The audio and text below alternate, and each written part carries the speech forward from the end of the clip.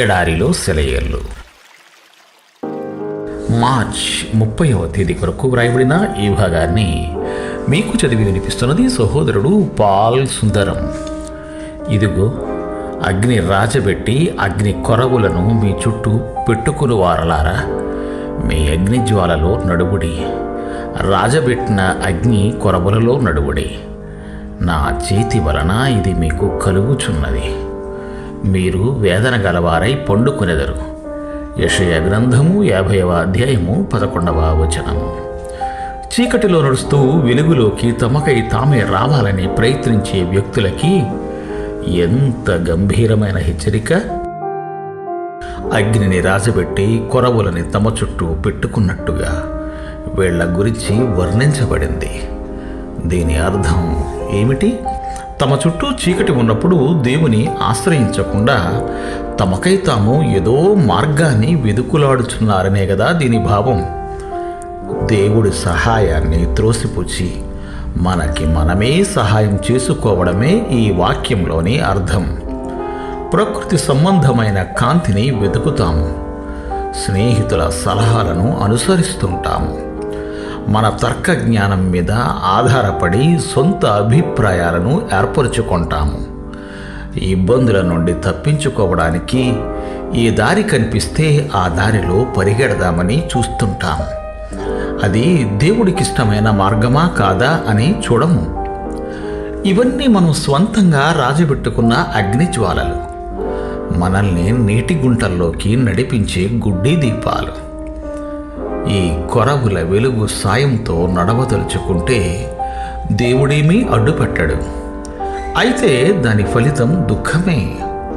ప్రియులారా, దేవుడు నిర్దేశించిన సమయంలో నిర్దేశించిన విధానంలో తప్ప చీకటిలో నుండి బయటపడడానికి పెనుగులాడవద్దు. కష్టకాలాలకు ఓ ప్రయోజనం ఉంది.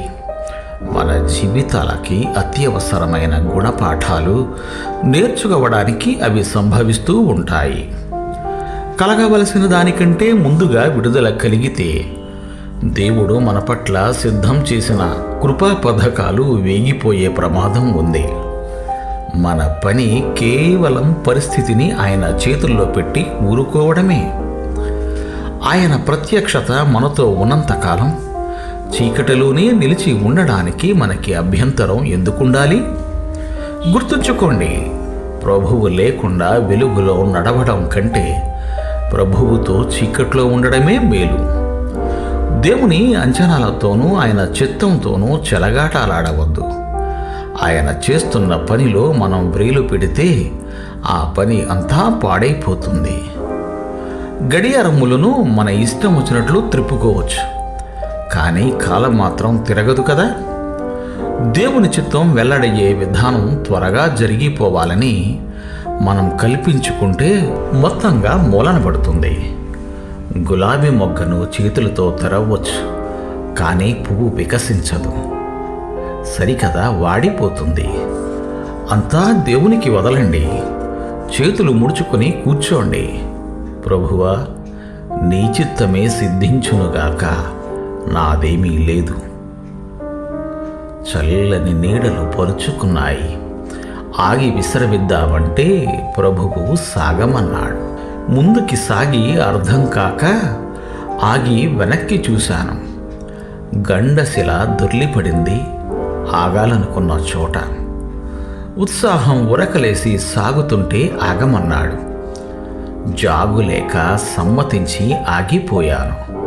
సాగవలసిన బాటలో పడుకుని ఉంది పగబట్టి బొసలు కొడుతున్న కోడెత్రాజు. దైవాజ్ఞకి కారణాలడగనిక, నా దారి నా గమ్యం నావి కావిక, క్షేమపు దారుల్లో నడిపించి మార్గదర్శి. దేవుడైనప్పుడు నాకేమి లెక్క? దేవుడు మిమ్ము దీవించుగాక. Amen, amen.